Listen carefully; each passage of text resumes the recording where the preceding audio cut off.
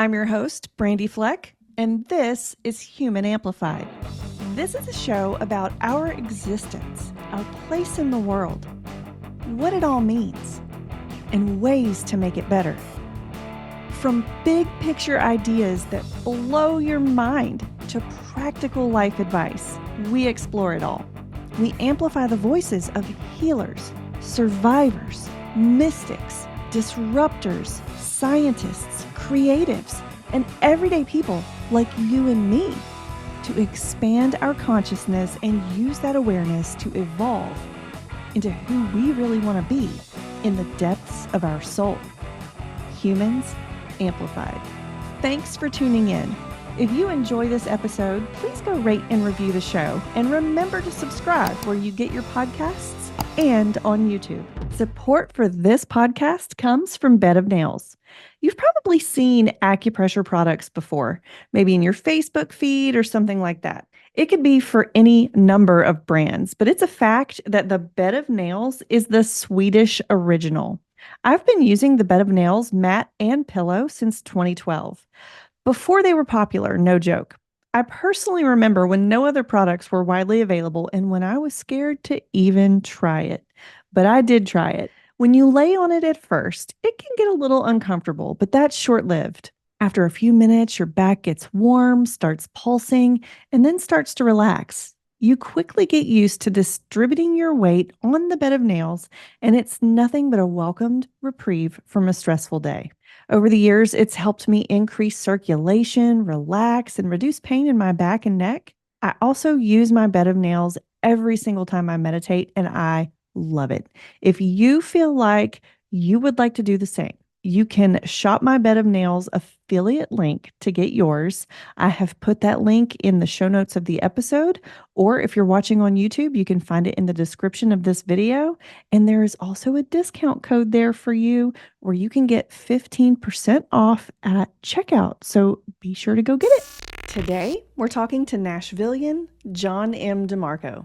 There are certain themes that have been flowing through John's life and career lately, like AI, impermanence, making meaning, and business and career sustainability.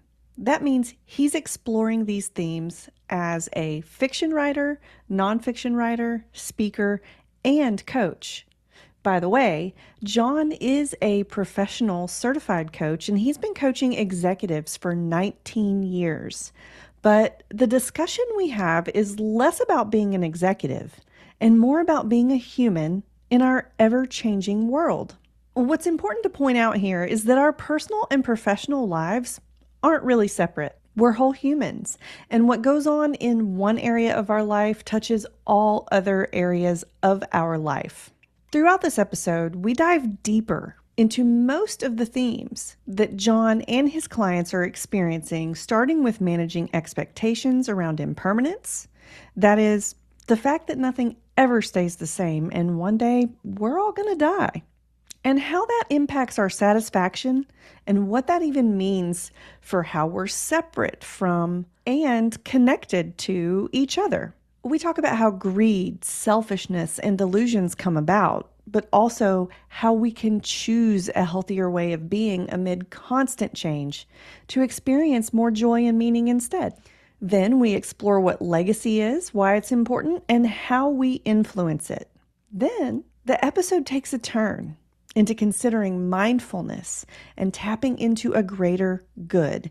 And by takes a turn, I mean the conversation starts out pretty cerebral and then morphs into what felt like an unprepared, real-time experience of mindfulness, presence, and spirituality. In the last third of the interview, I didn't really edit out long pauses as I normally would because I wanted you to experience what John was experiencing as he traversed the emotions that came with learning about himself, as he answered big questions about why making meaning is important and what meaning even is. The emotion on the surface was subtle, but if you're really paying attention, you'll see there was nothing surface level about this conversation, which I love.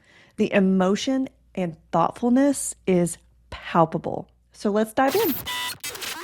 For the links mentioned Throughout this episode, visit the show notes at humanamplified.com/episodes/113. Something I ask everybody who comes on the show is, what does being human mean to you?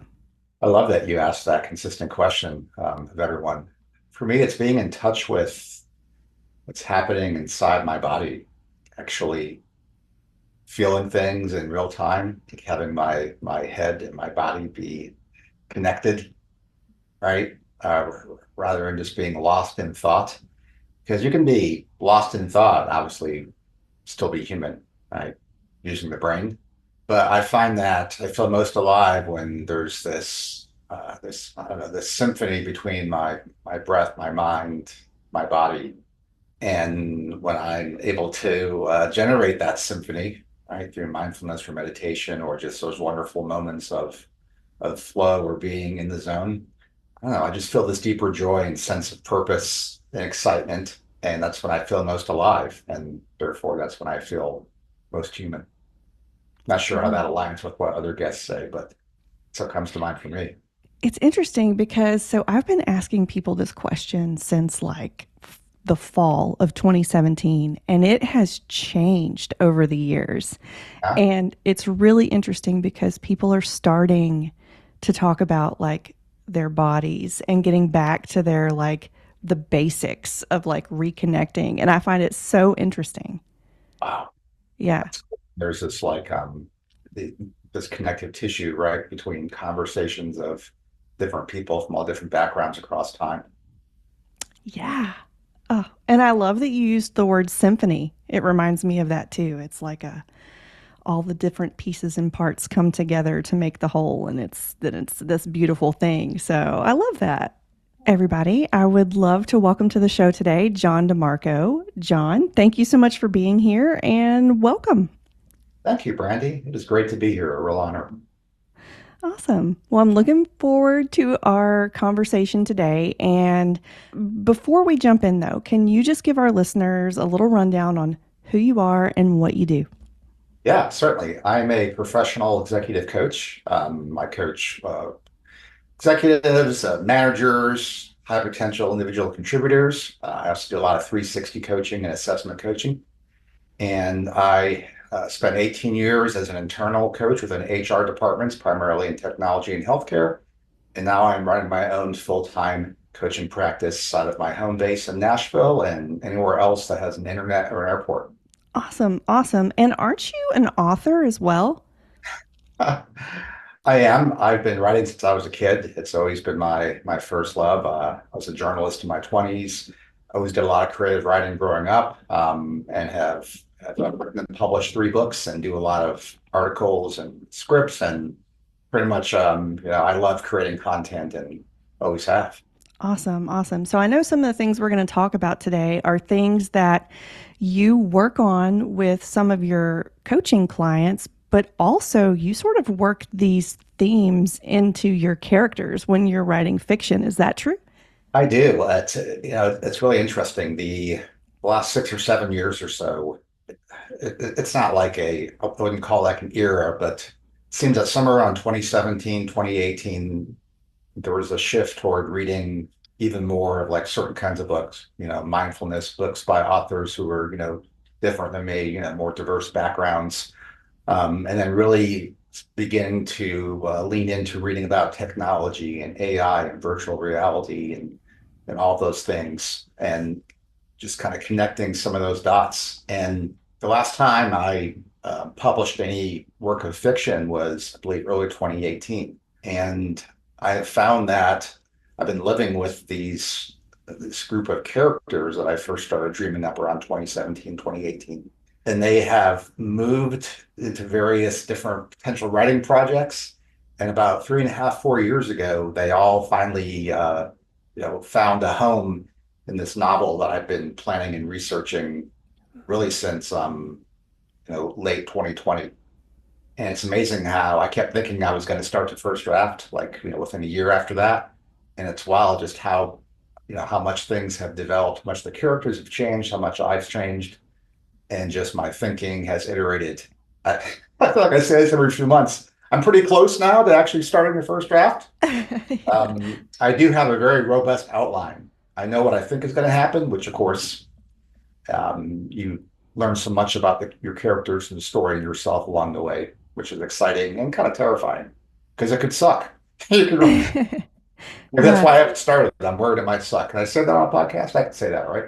Yeah, you can say that, Yeah, I figured. but I'm sure it won't suck. But that, like, putting yourself out there as a writer does have like a certain vulnerability that comes with it because those characters seem like they're pieces of you. Would you agree? Oh, yeah, I mean, definitely so. I think any fiction writer, like you don't just build people out of thin air completely, right? Each of there's really four key characters. It's one main and three very high level supporting, and each of them, even though as a whole they're very different from me, they each have parts of me, I think. Mm, Um, and what's been also kind of fun is, and this is where it connects back to some of my work, in that these themes that I've been thinking and writing a lot about in terms of things I put on my website or on LinkedIn, some of these different topics, like around AI and impermanence and meaning and business and career sustainability. These are also different themes that my characters are wrestling with as part of the storyline. So, and that was not like something that I planned out initially. I just realized that, oh wow, these themes gradually are emerging and they tie together. And because I'm both a fiction writer and a nonfiction writer and a speaker and everything else, I want to explore these in multiple directions. And of course, that's the challenge, right? Like I have to make sure my novel doesn't read like, a group of blogs or something like that or essays, right? It's got to be a story, right? It's got to have a story hook and keep readers curious about what's going to happen next. But I just love being able to kind of take, just some areas where I've been thinking deeply and processing and learning and populate them to different parts of my work, including potentially, depending on the client, these could be things that clients bring up as things that they're wrestling with. yeah, for sure. I love this like multidimensionality, if I said that correctly, that you're like exemplifying. And so maybe we can dive into that a little bit. And I'm really sort of excited to see if any of the pieces and parts sort of come together as we discuss this, but we'll see how it unfolds. Yeah. So you mentioned the topic of impermanence. And I know that, like, in the real world right now, people are dealing with lots of transitions. There's uncertainty in the world. So it seems like a really relevant topic. What does it mean to manage expectations around impermanence? And it's something I didn't really start thinking deeply about until about 5 years ago. Somewhere around 12, 13, 14 years ago, I started reading books about mindfulness. Still had mainly a kind of a superficial understanding. But a little more than 5 years ago, I was on a flight to Italy with my wife, and I brought along a book by Thich Nhat Hanh, the late Buddhist monk. It's been an amazing, person and thought leader. And it was a book that was really kind of a deep overview of Buddhism. And while I had been studying and trying with very limited success to practice mindfulness, I really hadn't gone deep into, kind of, the source literature, if you will. I mean, Buddhism is this, it's ultimately a toolbox. It's a set of teachings, right? And there's different perspectives on, some see Buddhism as a religion, some see it like I tend to as more of a toolbox things, right? Very universal things that you can apply to almost any context, any belief system. Hmm.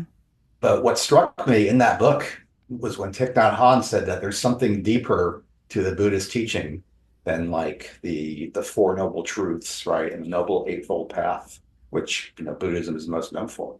And I was like reading, I'm like, what could be deeper than that? And he starts talking about impermanence. And it's one of those things that sort of hides in plain sight. Like we know about it, yet we don't know about it. And what I came to realize, or what was always there, but that I learned to appreciate much more, is just how everything and everyone is constantly changing. Like every second, right? We've got cellular turnover happening by the millions in our bodies every second, right? Mm, We're processing and we're digesting, right? Kids and adolescents are are growing and shaping and creating new, neurological pathways. Plants are constantly evolving. Animals are, interacting and changing their habitats, and rivers and oceans are causing erosion and kind of creating new little pathways. Hmm. Um, the earth is shifting. Light and shadow, nothing is really ever fully standing still. And really, that cuts across the board, right? Like I've tried to rack my brain and think about something that stays the same from one moment to the next, and I really haven't been able to come up with it. Maybe you will, right? And be like, "Hey, John, I thought of this," right? I think, and so we know that, right? We know that none of this is going to last, right? Like from the possessions to our careers to the people we love to our lives as well. Hmm. Even if technology and advancements might extend that life at some point, the clock's going to run out. And so that impermanence is always it's this undercurrent that's kind of always there, whether we acknowledge it or not. And it shapes so much of how we engage reality and engage others.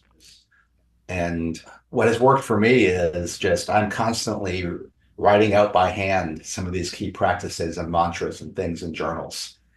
And I'll write it out, I'll use it for a while, and then I'll rewrite it. And just I've probably done it, I don't know, 40 or 50 times, for whatever reason. And I like having those little notes to look at, right, to keep me grounded. And based on what I've come to understand and what I'm trying to do with very fleeting success is to manage my expectations around impermanence by just being willing to, first of all, acknowledge the reality that things are impermanent. And because things are impermanent, there's really two other things that I think are important to realize. That because nothing lasts, nothing is ever fully satisfying. If you Hmm. think about the human condition, we're always a little bit restless, right? We're kind of always looking for that next hit of experience, that next opportunity, that next text message, that next, emoji or, like on something that we posted. We're never fully satisfied, right? There's always part of us that was kind of like, isn't there more? Or really, is this, right? And I think it's because we know that, deep inside that things don't last, right, forever. And in addition, here's where it gets, really deep, because nothing lasts. Ultimately, that means that there's no separate being or separate self in the sense that ultimately, we're all connected to all other living beings. I mean, gosh, we come from stardust, after all. Yes. And so how can we be this permanent, how can we be this separate self if we're, this impermanent gathering of, water, air, fire, what's the fourth element? But, Earth. uh, Earth. Earth, yes, yes. And it's hard for us to embrace the reality that things are going to change, that people are going to die, that we're going to die, that jobs and careers will go away. I also think it's hard for us to get our arms around the fact that we are never fully separate from each other. And therefore, when we condemn someone else, right, we're in some way, condemning ourselves because there's not truly a separation. We want there to be, right? Yeah. And it seems so important to us to have an identity that's unique, where we feel like we are this solidified kind of permanent kind of person. And what I've learned and what I've noticed, certainly in my own life experience, in terms of managing our expectations around impermanence, when we don't manage them well, we are giving in to, things like greed and selfishness. We want things to last. We want to be this separate, special, kind of unique, kind of person. We want to be fully satisfied. And Okay. that, leads to, sometimes poor decisions and how we interact with people and relationships and choices that we make, things that we use to escape and, unhealthy kinds of ways, right? Like addictions. And, in addition to having that sense of greed of wanting things to be a certain way, we can also, when we feel like we're threatened, something that we want is either not being given to us or there's a fear of it being taken away, right? We get caught up in that fear or anger or aversion, often toward others. And again, the impact that has on relationships, on our careers. And sometimes the third way that we can poorly manage our expectations around impermanence is just being flat out delusional. Like we have convinced ourselves that this is going to be a certain way and it's going to stay a certain way. And then all of a sudden, the rug is pulled out from under us and we're just shocked, right? Mm-hmm. Because we Mm-hmm. haven't really managed impermanence by being willing to see it. And I have a counter, observation of, how we can effectively manage impermanence as opposed to what I just shared. Do you want me to go into that now? Sure. Well, and like while you were talking, I was thinking, I feel like one way to effectively manage impermanence is to go with the flow. What would you say about it? Yeah, and I like the way you phrase that, go with the flow, because I think that really ties into what I see as a healthier, more effective way to manage our expectations. And that is through embracing what is, right? Being willing to see things for what they are Mm, and, you know, do what we can to influence things to be a certain way, but to learn how to let go of the need to control outcomes of every single aspect of our lives, right? Again, knowing that in the end, right, all this is going away, so it's kind of like, okay, gosh, how do we make the most of it while we're here, right? How can we spread the most, love and kindness and compassion and joy, and how can we, live in this place of equanimity where we've got this more balanced approach to things. The other clarity I've been able to get the last few years around mindfulness, grounded in the teachings of Buddhism, is that when we're practicing mindfulness, we are honing in on impermanence. And when I say honing in, we are noticing how everything is arising and everything is passing away, right? The in breath, right? The out breath, right? Again, nothing is staying the same. And we can learn to, begin to sort of have this sort of, curiosity and observation without feeling destroyed or threatened by it. Just by, okay, this is reality, right? hmm. Nothing lasts, everything's arising and passing away. And what's wild is that, like, you think that could, maybe lead you to disillusionment or like, nihilism or just, this sense of, oh my gosh, this life sucks. How do I get out? But I have found, at least, the more I lean into that, to being able to be willing to see things as they are, impermanent, rising, passing away, I don't know. There's this undercurrent of joy that things start to feel more meaningful. That this sense of there's a sense of peace, Mm.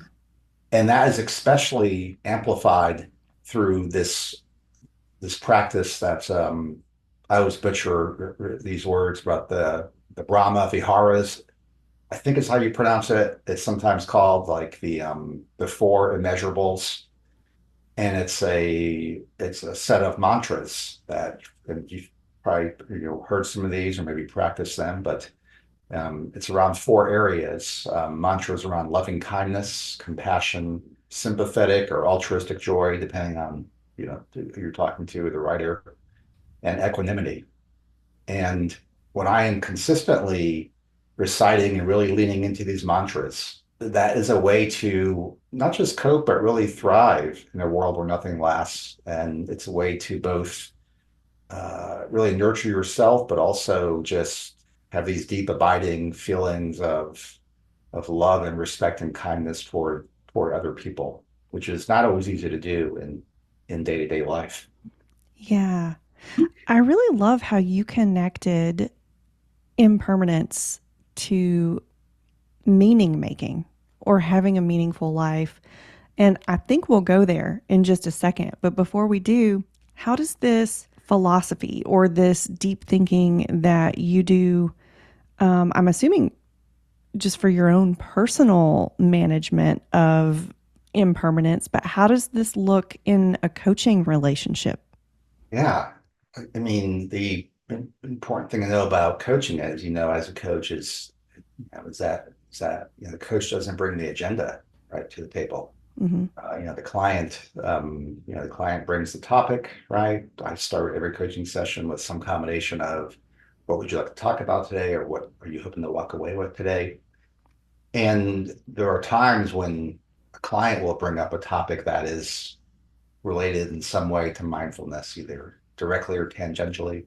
There are also moments if a client is, talking about, things like feeling lots of stress, or even if they're using expressions like they're having a hard time, really feeling connected, to their body, or they've tried meditating, I try to be aware, just like I am on any other topic that might surface, like, oh, okay, there's, this person is, curious about how to live more, more mindfully.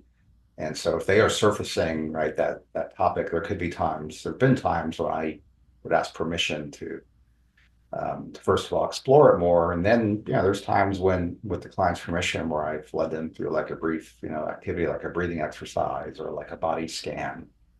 Mm, I don't brand myself as like a mindfulness coach, right? Mindfulness is a tool that is there in my coaching toolbox, that, I will, bring out when it's appropriate for the client based on who the client is. gotcha. And that's really interesting to me, obviously, because I'm also a coach. And so something that comes up for my clients quite a bit is legacy. Like it's on their mind. And it doesn't necessarily have to be on their mind because they're older. Like I've noticed that it comes up for all the different ages that I coach at certain points in time. And so, what are your thoughts on legacy? Is it important? Does it have to do with not dealing with impermanence, or what's there? Yeah.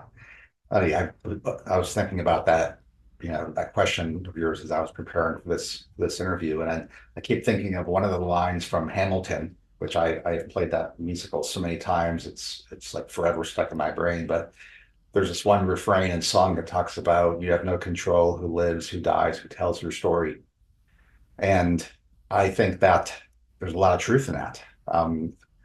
First of all, whether we want to or not, each of us has or will have some kind of legacy. Right? It's impossible to go through this life for any period of time and not impact other people or organizations in some way, right? Mm, Good, bad, indifferent.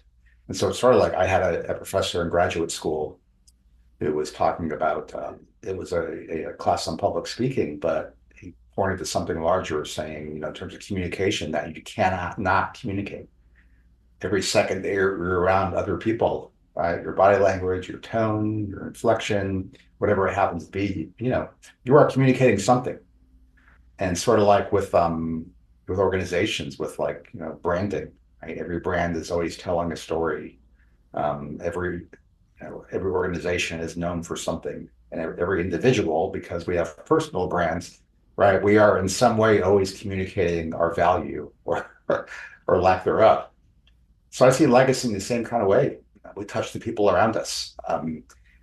And what can be tough is, like we know, each of us has, made, some very deep positive contributions in the lives of others. And then, each of us has messed up as well. Like, one of the challenging things for me as I've gotten older is learning to live with the fact that, there's some people that have crossed paths with me where, my legacy might not be something that endures in a positive way with them.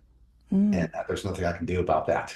And just being willing to live with the imperfection, the imperfections within impermanence, and to try to focus on, gosh, how do I spread as much, love and compassion and goodness as I can, knowing that, it's not going to land with everybody, but that that I can have a sense of peace and meaning, that I did my part to try to make the world just a little bit better, right? Just try to bring just a little more kindness to the world.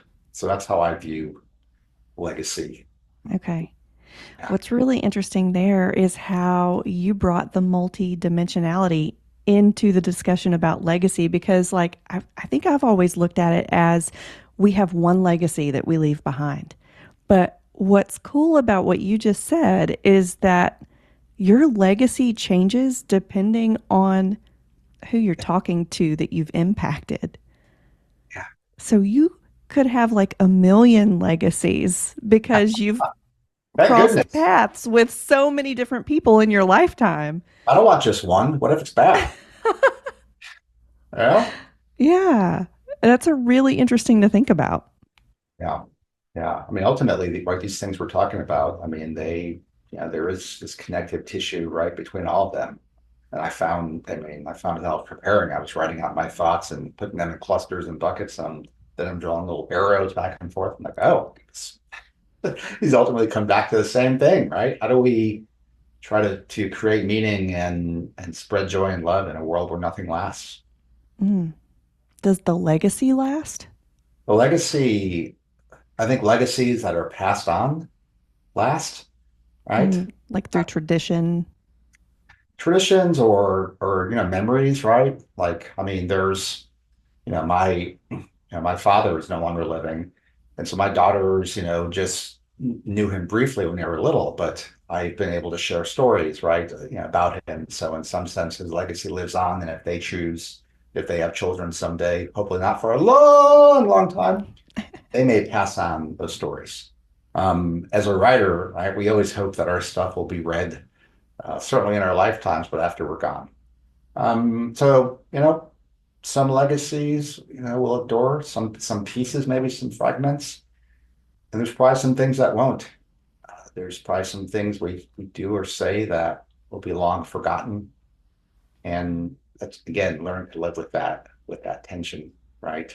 Mm, Um, this learning to let go of control and influence things that we can, but ultimately being willing to accept things as they are instead of being tormented by them. mm. Okay. Can you tell me a little bit more? And I did not plan to ask you this, but can you tell me a little bit more on acceptance and how does somebody even start to accept what is as opposed to being tormented by it? That's been my lifelong journey, Brandy. I think the more, people process and learn and grow in different ways. For me, it's always been not just reading, but especially writing things out in response to what I'm learning from a book or a film or another person or just stuff that's bubbling inside my own head.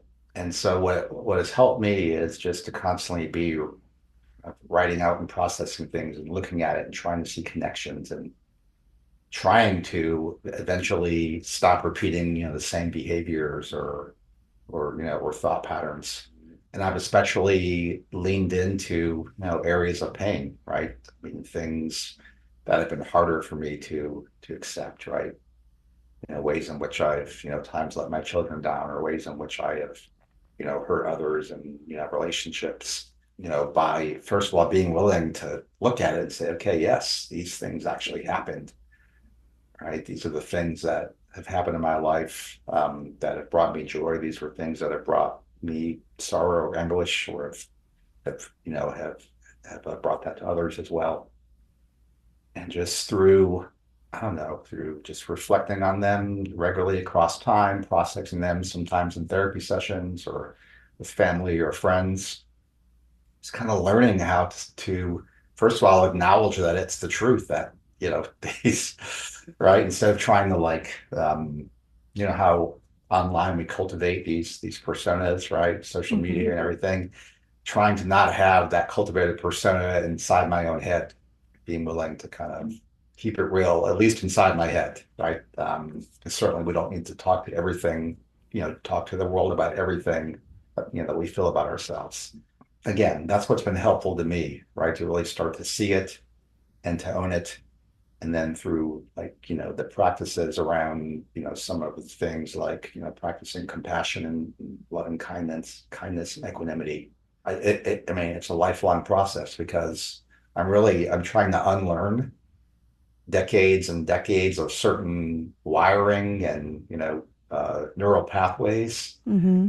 because all this is still very recent, in my life. I mean, I mentioned, began to explore and read about mindfulness 12, 14 years ago, but really wasn't until about 5 years ago, as I was saying, that I really kind of started to dig deeper into it and to really try to be consistent. And it's crazy the stuff that sticks in our memory, some of the tension and pain that we hold in our body, just stuff that plops back in our head, right? Some of that self-condemnation that we were already throwing at ourselves when we were teenagers, young adults, some of that still hanging around. So acceptance maybe isn't an event, but an ongoing process, kind of like everything else, right? Never Yeah. fully arriving is hopefully getting closer. Yeah. So, like, my wheels are turning here because I'm like, ooh, how does this relate to impermanence and legacy? But it all, I mean, like when you're talking about how it's a process, it reminds me of what you said in the beginning for even managing and accepting impermanence. Yeah, and it may be the central problem that we face as human beings. I don't know if it gets any bigger than the fact that we're all going to die, right? Like there's that. Yeah, You know, mindfulness is hard. it can be. And I feel like it's a really beautiful process, even though it's hard. Yeah, there's because when you attempt it just a little bit and keep at it, I don't know, it's like you're touching some kind of goodness, right? You're like, I think about what Martin Luther King Jr. said about this like moral arc in the universe that like bends toward justice. You tap into this acceptance of things as they are, and practice mindfulness. I don't know, and I'm feeling right now just while we're talking, right? This sense of uh, this undercurrent of peace that is trying to break in and become part of the dialogue and all the things that are, going through our mind at any given moment. Mm. I can't fully put my finger on it, right? My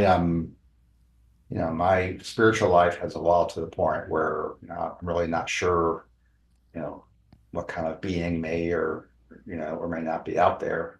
But as I press into these things we've been talking about, I just feel some kind of abiding energy or presence. There's some kind of deeper sense that, wow, there's a small part of something that really could be quite majestic and wonderful, uh, and I don't want to miss out on experiencing that while I'm here. Yeah, I'm not sure where I'm going with that. that's okay. That's really beautiful. I got full body chills while you were talking. So, Oh, yeah, chill, multiply, and so I can break into song any second. Like you just never know. Pop culture, but yeah. yeah.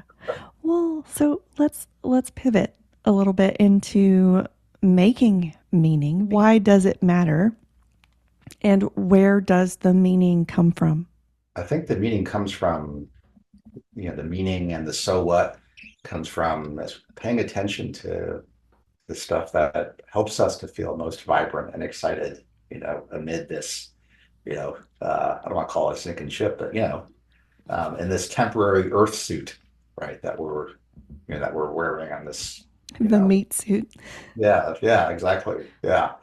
Um, I notice, and this maybe ties in with, kind of identifying where our key values are. Like I notice that when I have these three foundational values, and right, like all of our values, they've morphed and evolved over time. Sometimes there's six or seven of them, right? But I've noticed that these three seem to have endured, and for me, that's self-care, which certainly includes mindfulness and every other aspect of, mind, body, spirit care, relationships, and vocation, right? Sense of purpose. When I'm attentive, right, to really nurturing those areas that I value, not as caught up in my head and like worrying about not getting what I want, or losing what I already have, or feeling like other people are or the enemy somehow, or that I'm somehow special and excluded from certain types of suffering. It's not like I'm catching myself in the moment going, oh, this is meaningful, I'm having meaning right now.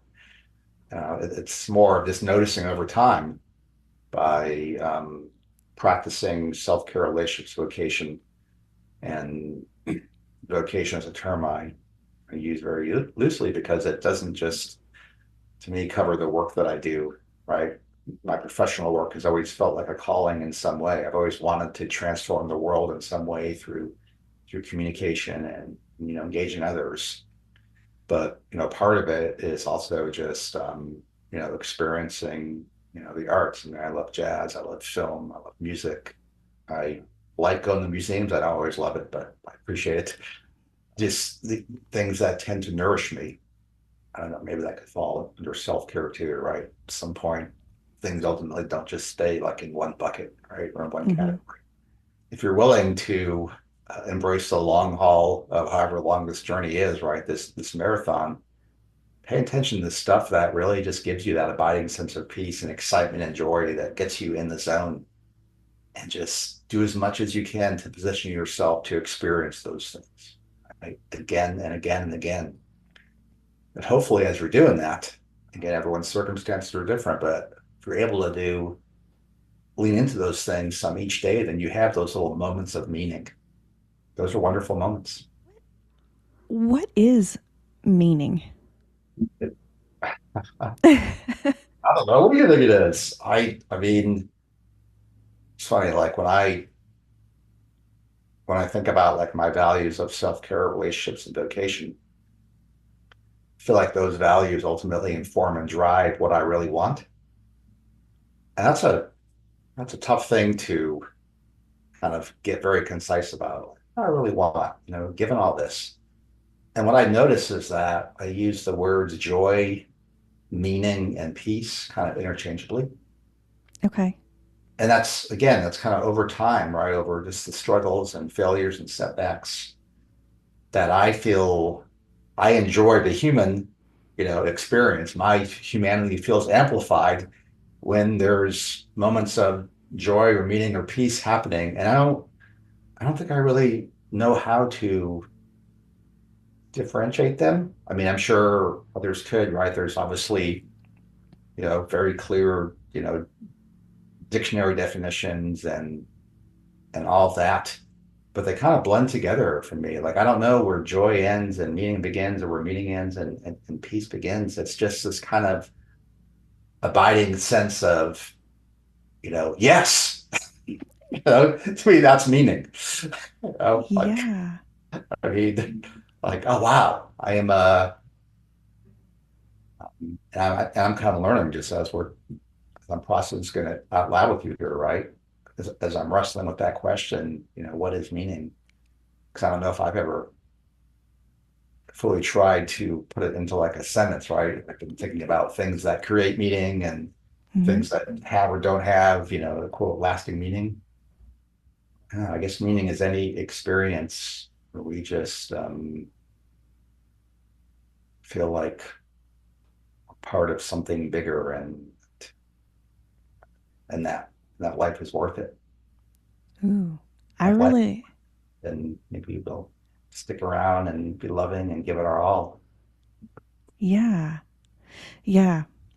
I really like that explanation. Fix it. I just thought it up. So Yeah. Well, I've never really given too much intentional thought to the answer to that either. And so, like, if I were to think about it, I think for me, it has to do with purpose. yeah, Like meaning is purpose. Well, what is purpose and why does it matter? And then that ties back into joy and, you know, peace and being part of something bigger than ourselves, which goes back to your beginning point of oneness in a way.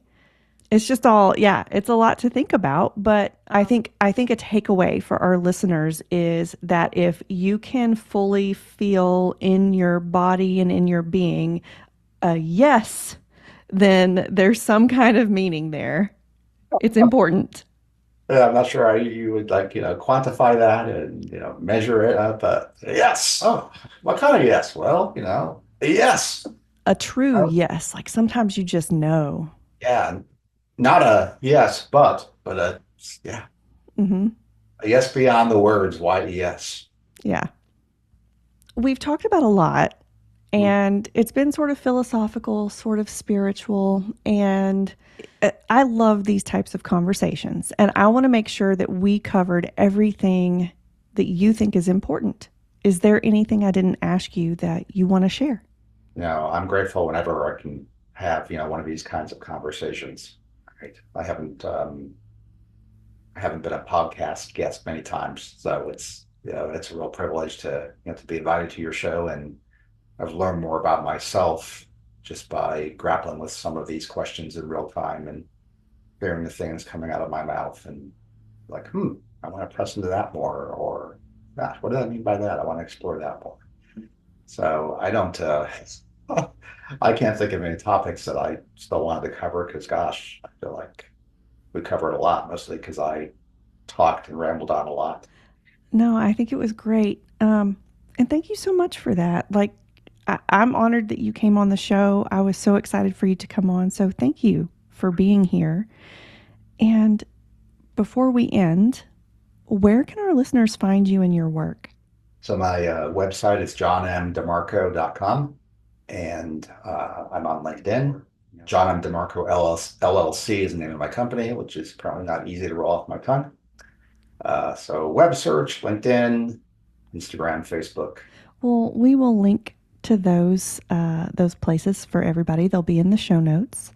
And John, thank you so much for being here. Yeah, thank you, Brandy. Thanks for tuning in. Check out more of our episodes here and at humanamplified.com. Remember to subscribe.